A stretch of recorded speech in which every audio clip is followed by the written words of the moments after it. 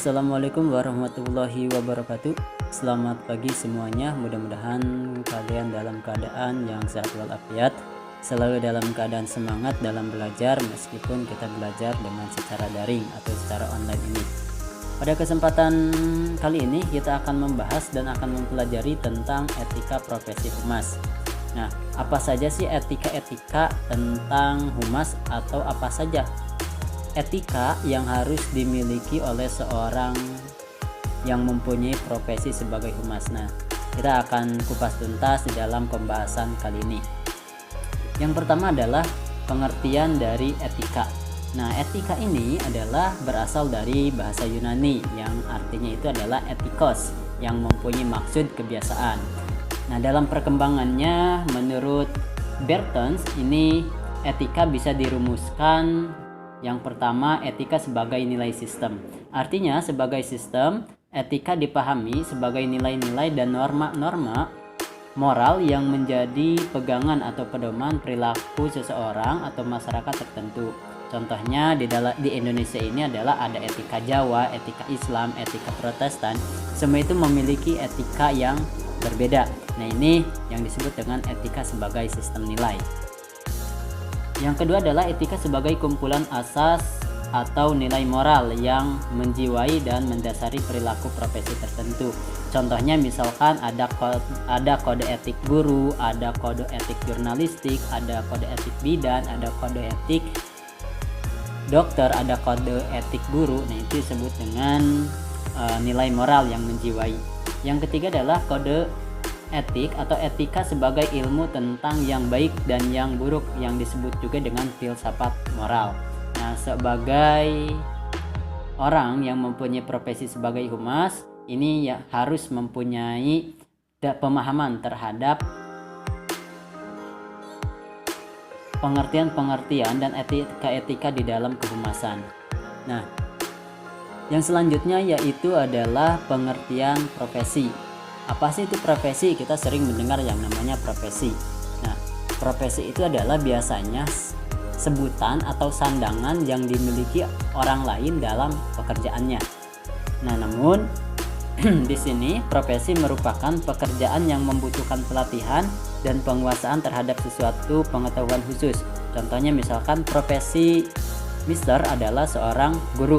Nah, seorang guru ini mempunyai atau membutuhkan pelatihan bagaimana cara menjadi seorang guru, dan juga mempunyai penguasaan terhadap suatu pengetahuan. Misalnya adalah guru bahasa Inggris, maka Mister harus menguasai bahasa Inggris baik secara norma, baik secara formal maupun non formal. Itu contohnya. Adapun karakteristik profesi sebagai berikut. Yang pertama, memiliki keahlian dan keterampilan khusus. Contohnya adalah profesi ini telah membentuk identitas diri dan tidak dapat dipisahkan dari profesinya. Misalkan Mister profesinya adalah sebagai guru bahasa Inggris, maka Mister dengan bahasa Inggris itu tidak bisa dipisahkan, karena yang namanya penguasaan dengan orang yang menguasainya itu tidak bisa dipisahkan. Yang kedua, memiliki komitmen moral yang tinggi.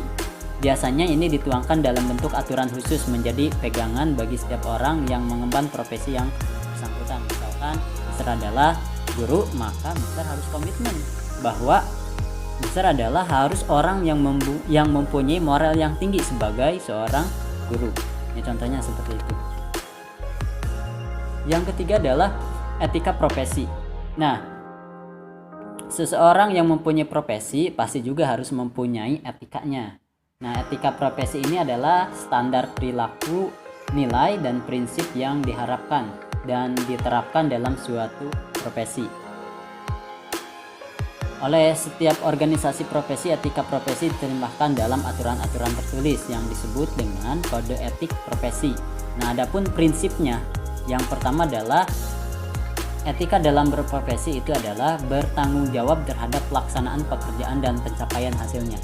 Nah, Mister sebagai guru bahasa Inggris, maka Mister harus bertanggung jawab dengan kalian. Saya harus bertanggung jawab kepada kalian. Kalau misalkan kalian gak ngerti pelajaran bahasa Inggris, kalau misalkan kalian tidak bisa bahasa Inggris, tidak mengerti sama sekali, berarti itu adalah tanggung jawab Mister. Nah, pencapaiannya adalah apa? Pencapaian yang harus dilakukan oleh Mister adalah kalian bisa berbicara bahasa Inggris meskipun sedikit, karena itu adalah hasil dari pencapaiannya. Yang kedua adalah bertanggung jawab terhadap dampak karya dari profesinya. Misalkan saya harus bertanggung jawab terhadap dampaknya. Apa nih dampaknya? Dampak positifnya dari bahasa Inggris atau dampak negatifnya dari bahasa Inggris. Nah, itu saya harus bertanggung jawab terhadap kalian. Jadi segala apapun pasti ada dampak positif, pasti ada dampak negatif yang dilakukan oleh seseorang yang mempunyai profesi. Yang keempat adalah prinsip etika. Nah, menurut Pratisia Person menyatakan bahwa terdapat 5 prinsip atau prinsip pilar etika hubungan masyarakat. Nah, yang pertama adalah veracity atau to tell the truth. Nah, to tell the truth ya ini yang disebut dengan menyampaikan kebenaran. Jadi seorang humas atau ketika kita mempunyai profesi tertentu, kita harus menyampaikan sesuatu itu berdasarkan kebenaran. Dan juga ada yang namanya prinsip dasar perilaku moral yang disebut dengan non-maleficency atau to do no harm. Yang ketiga ada beneficence atau to do good, yaitu merupakan bentuk lain dari sebuah prinsip supaya kita melakukan yang terbaik. Yang keempat ada confidentiality atau to respect privacy, yaitu kita harus menghormati privasi orang lain.